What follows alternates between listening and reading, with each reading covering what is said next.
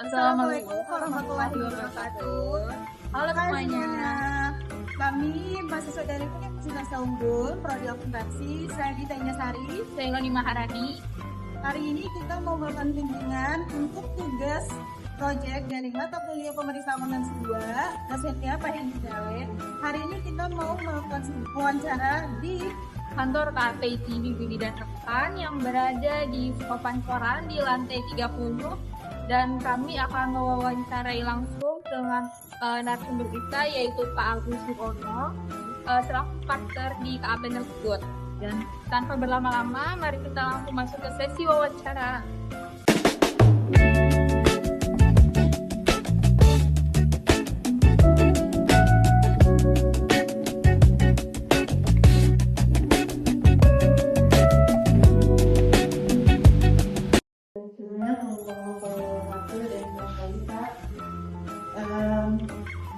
Kami juga mau mendampingi hati dan ada waktu dan untuk isi wawancara pada hari ini.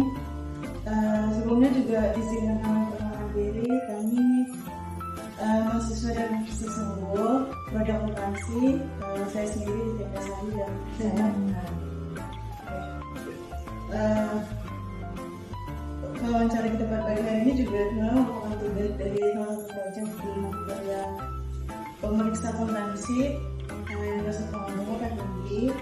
Tapi kita juga berharap yang sesuai wawancara ini bisa menjawab wawasan kita tentang audit itu, terus yang kerja audit itu seperti apa. Mungkin itu pengenalan singkat ya dari kami dan tujuan kita kesini.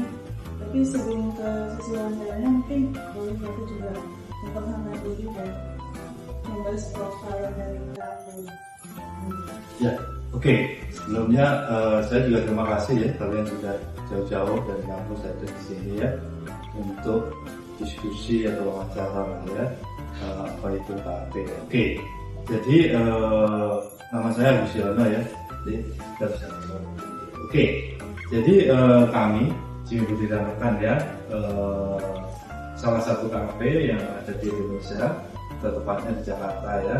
Nah, jadi kami itu berdiri tahun 2004, 2003, 2004 ya.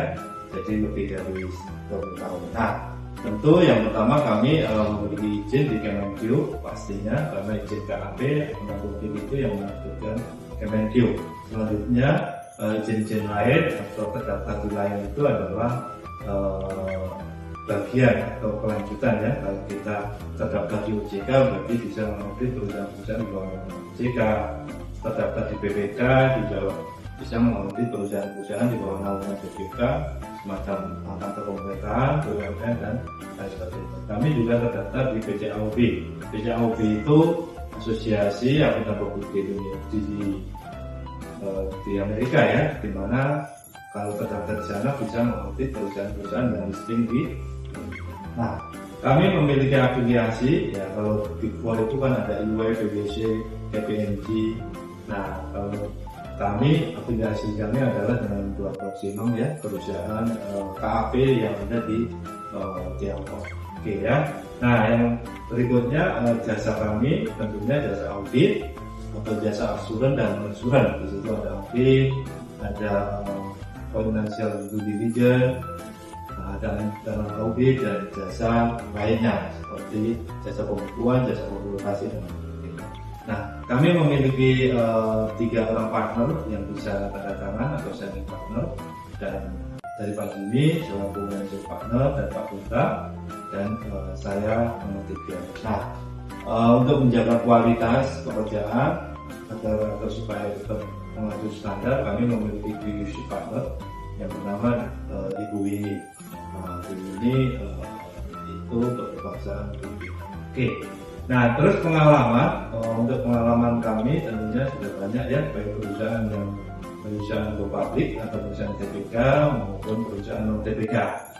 Nah, termasuk sektor yang profit oriented maupun sektor non profit oriented ya. Nah, selain itu kami juga ada pengalaman mengkompabrikan ya, membantu perusahaan untuk IPO atau TPK dan berbagai perusahaan no corporate action, misalnya merger, akuisisi. Nah, kami ada pengalaman untuk itu. Nah, kalau sektor usaha atau sektor bisnis yang lain yang kami pegang ada mau perusahaan apa? Contohnya di situ ada sekolah, perusahaan bidang jasa, trading, manufaktur. Nah, perusahaan kan ada 3 kan? Jasa, perdagangan, sama manufaktur. Nah, selain itu kami juga ada megang beberapa perkebunan, rumah sakit, dan sebagainya. Nah, kantor kami ada di sini ya, di Sulpan, tepatnya di lantai 4. Kami ada 2 ruangan, 30 menawarkan sama 30 menawarkan untuk community, 309 anak-anak termasuk saya gitu. Sekarang mungkin perkenalan singkat dari Kak Budi seperti itu ya. Nah, selanjutnya kita diskusi aja. Silakan kalau ada pertanyaan. Jadi di KP ini layanan yang diberikan itu apa aja? Jadi dia itu kayak lebih fokusnya itu pada audit laporan keuangan atau dia juga menyediakan jasa lainnya kayak seperti perpajakan, konsultasi, review laporan keuangan atau kayak jasa asuransi. Ya, jadi kita tahu bahwa jasa KAP itu ada 2, jasa asuran dan jasa non asuran. Nah, kalau jasa asuran yang utamanya adalah audit. Nah, kita pegang atau kita menangani beberapa klien audit pasti ya. Kalau jasa KAP utamanya pasti audit. Nah, selain itu jasa non asuran. Nah, jasa non asuran itu contohnya jasa bikin laporan keuangan, jasa konsultasi perpajakan, jasa nyusunin SPT. Nah, kami pegang. Jadi di UD megang baik jasa asuran seperti audit, due diligence, AOP kita pegang. Selain itu jasa non asuran kita juga pegang. Walaupun jasa non asuran belum signifikan ya, tapi kita kembangkan karena itu secara bisnis sangat bagus.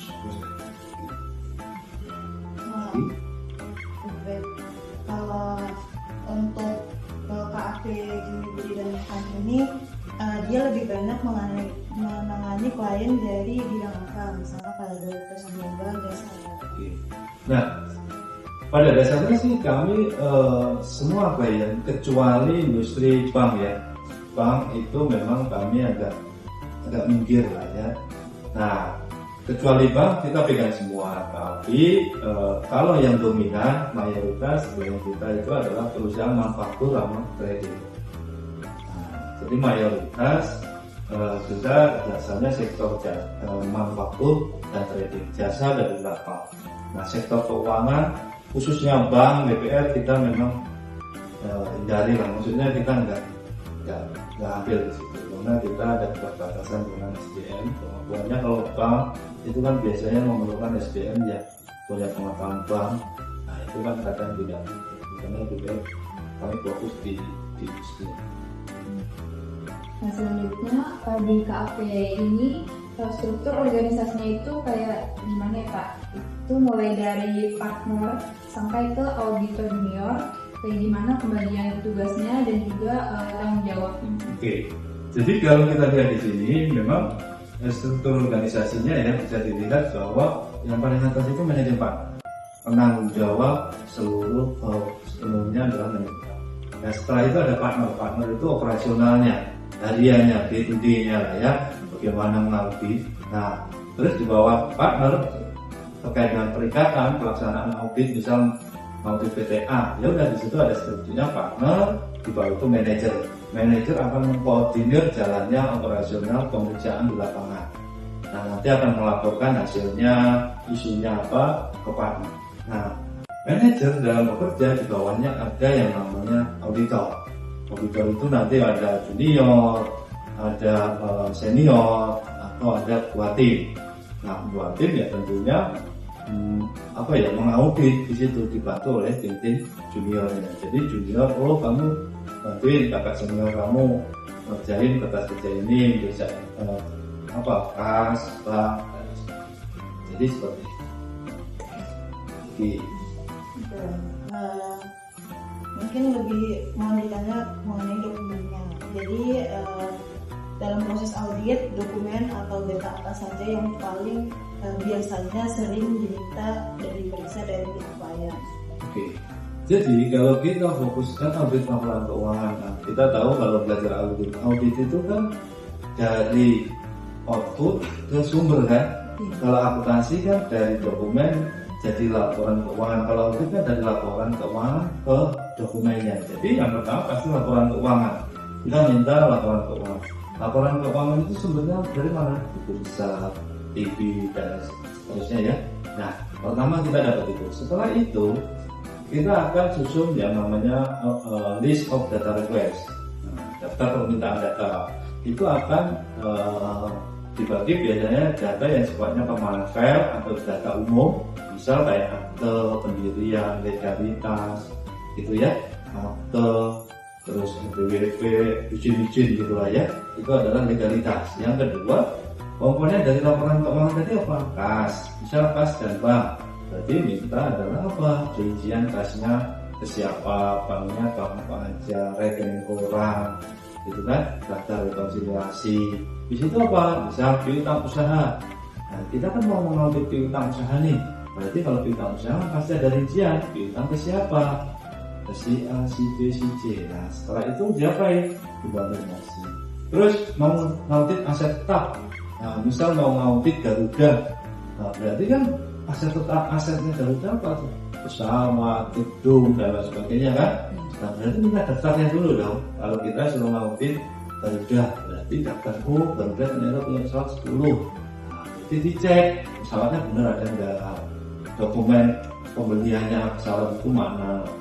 Itu adalah contohnya. Kalau ngaudit pajak, ya udah SPT-nya diminta, gitu kan? Nah, itu adalah beberapa contoh. Ya, jadi seluruh dokumen yang mendukung terciptanya atau terbentuknya laporan keuangan. Ya, lagi. Jadi selama menjalankan proses audit, tantangan yang paling sering dihadapi oleh tim KPI itu biasanya apa? Terus juga lebih sering terkait data klien, keterbatasan waktu atau hal lain.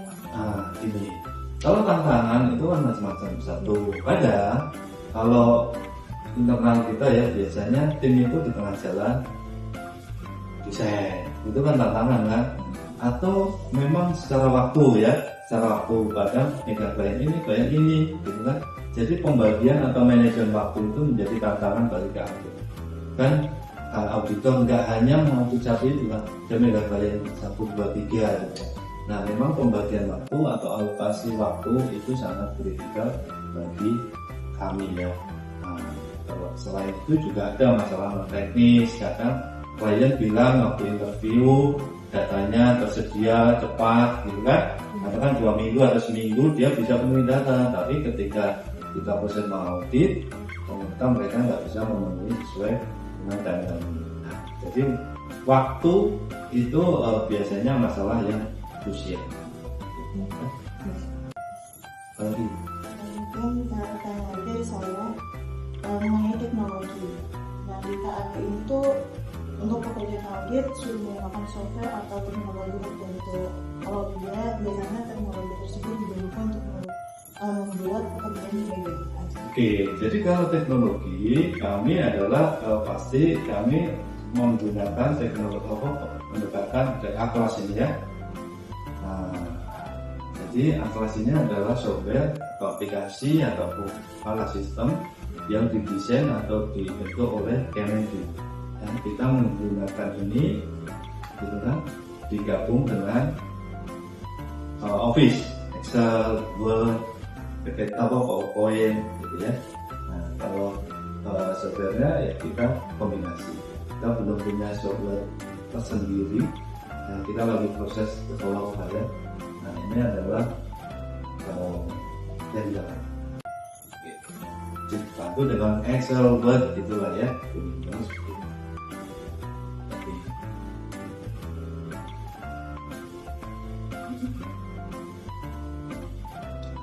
Oke, itu aja Pak. Jadi, terima kasih Pak sebelumnya sudah bisa meluangkan waktunya untuk kita, dan juga terima kasih banget atas materi-materi yang telah Bapak sampaikan tadi. Semoga bermanfaat nih bagi kita tentang audit di kantor ini. Oke, saya juga ucapkan terima kasih ya karena sudah hadir di sini. Mudah-mudahan sharing ini bisa menjadi bahan pembelajaran atau bahan motivasi lah kalau kalian nanti setelah lulus kira-kira mau ngelamar jadi kerja jadi apa ya. Nah saran saya sih kalau memang itu ya nanti kalian belajar dulu job itu 2 tahun 3 tahun situ pindah ke company udah posisinya paling enggak kalian paham itu. Oh setelah belajar di kampus seperti ini, nah terus bekerja, oh iya mengaplikasikan. Kalian kan belajar PS1, 2, 3, 2 ya, PS1, 2, audit, pajak itu jadi diaplikasikan waktu ya. Oke, itu ya cukup. Ya, oke. Terima kasih teman-teman semua yang sudah menyaksikan video wawancara kita. Semoga materi yang disampaikan oleh Pak Agus dapat bermanfaat bagi kita semuanya. Dan sampai jumpa di video selanjutnya.